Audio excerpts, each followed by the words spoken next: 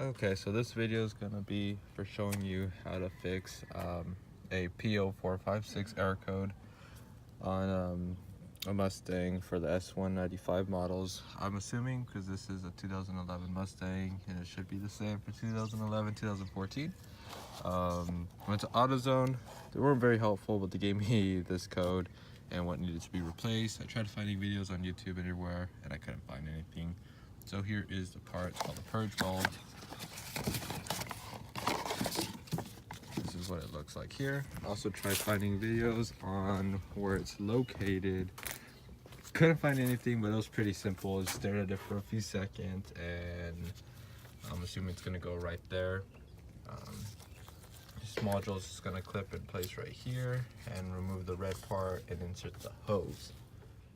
Alright, so the first thing you're gonna wanna do is make sure your battery is disconnected. You're gonna wanna start with the negative first. Make sure when you remove it, it's not touching anything, with positive energy, anything like that. Then we're gonna go ahead and remove that.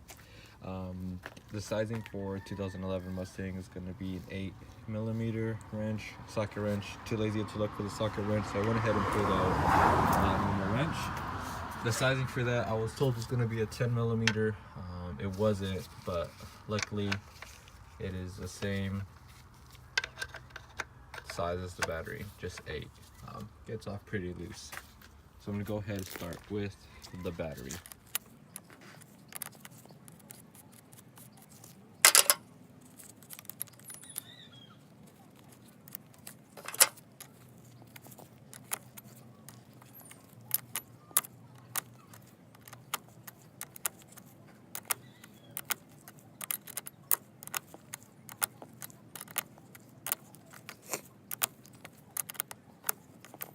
Done with the battery, you got to make sure that the negative is nowhere near touching it. I tried to put it in there. Don't want to risk it touching any kind of metal because I'm not familiar with whether like it's positive or negative. I took off the positive one, covered it with the rubber seal that it came with, just to extra precaution to make sure it doesn't touch anything. But that's already done. The next step would be coming over to here, the purge valve. Now, like I said earlier, luckily it was the same 8mm and I didn't have to worry about having to find any other tool. But once you go ahead and do that, these loosen up right here. I would recommend getting a socket for this one. It did give me trouble because there's not really a lot of space that goes in and out in between this. Once you're done with that, you can go ahead and set those to the side. Don't have anywhere safe to place them, so I'm gonna go ahead and place them right there. Next thing you're gonna go ahead and do is try to disconnect it. Press down on this end right here while you're pulling. Comes off easy peasy, just like that.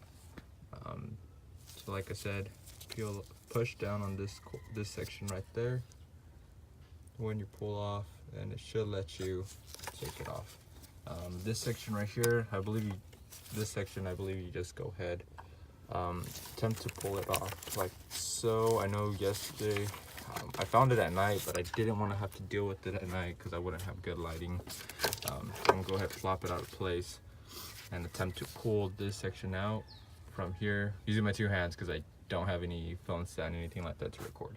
Okay, so I went ahead and pulled it off, but as you can see, it wasn't as easy as just pulling it off. I did have to go ahead and right here it is pushable, so I had to go there and push in there and pull out at the exact same time in order for me to be able to take it off. Now that I did take it off, I do need to get my replacement part for that, so I'm gonna go ahead and grab that. It was really cheap at AutoZone. I went to O'Reilly's and AutoZone first. Well, O'Reilly was really good, where they came out, checked my engine, or connected that tool that gives you the error code.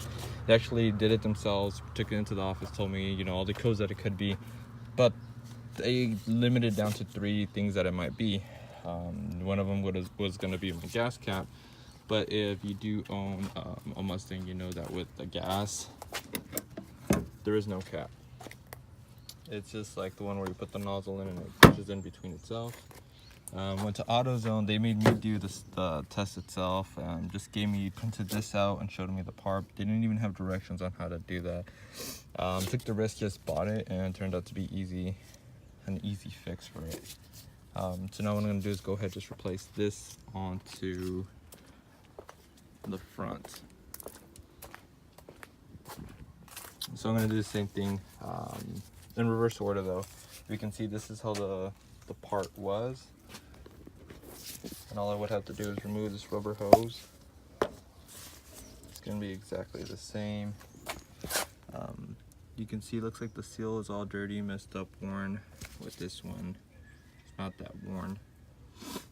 I also want to note that earlier in the week I had parked my car at work and there was a small pool of liquid forming up, and I was worried that there was something wrong with my oil. I did need to change it. Supposedly you can run up to 10,000 miles with a synthetic oil change, but I always change it around 5 to 6, and for me it was time to change it. Luckily it had nothing to do with my oil. The liquid was clear. I'm assuming it had to be gas or something, because I mean the diagnostics test said that it was an evaporation leak or something like that. So I'm gonna go ahead, place this back in there, see if I can record that. Make sure that is sealed. Make sure this right there clicks in. This is pushed in. That's clicked in.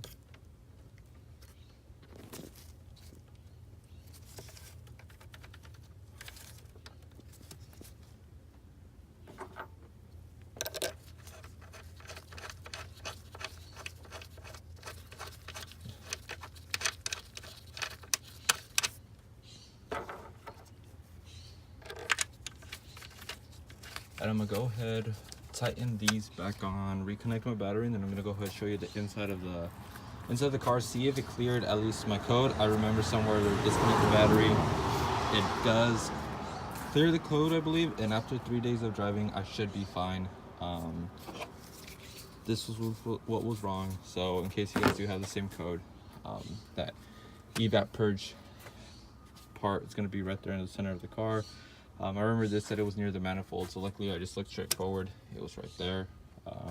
Hopefully that's all I need to do, and that should solve your problem, guys. Okay, so now that is in place. Battery terminals are connected. Go ahead and place that here.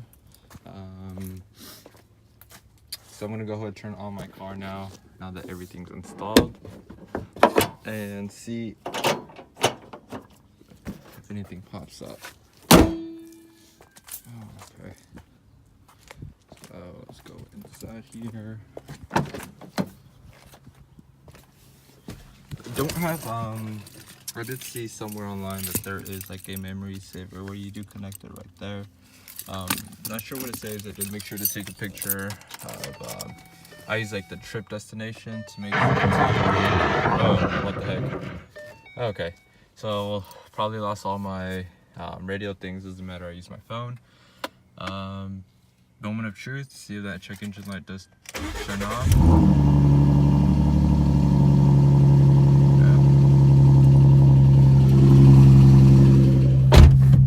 So looks like everything's all good and running. Oh, looks like it actually did save.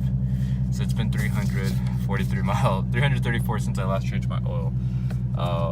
But looks like everything is running now. So what I'm gonna go ahead and do now is probably take it out, drive it, make sure I go 3 days, I believe so. And if the issue doesn't arise, then the check engine light's not gonna turn back on anymore, and I should be in the clear. If you have any questions, feel free to post it in the comments. This is my first video that I'm gonna post. Just the only reason I did post it was because I couldn't find anything on the internet to help me out with this. So if you guys did like the video, go ahead, hit the like button, and subscribe. Thanks.